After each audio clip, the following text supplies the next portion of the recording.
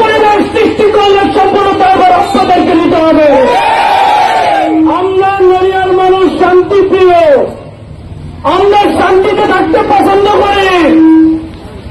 আমাদের নড়িয়া বিহারীরা স্কুল থেকে শুরু করে নড়িয়া পাড়া পর্যন্ত আজকের মানববন্ধন লোকের এই বক্তব্য প্রমাণ করে এই দাবিগুলো হচ্ছে আমাদের সকলের প্রাণের দাবি।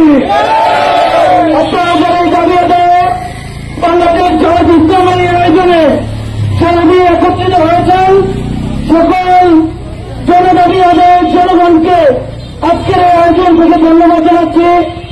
কষ্ট করে সাংবাদিক বন্ধুরা এসেছেন, আপনাদেরকে নড়িয়া উপজেলার পক্ষ থেকে ধন্যবাদ জানাচ্ছি। যারা কষ্ট করেছেন এই দাবি আদায়ের জন্য সকলকে ধন্যবাদ জানাচ্ছি।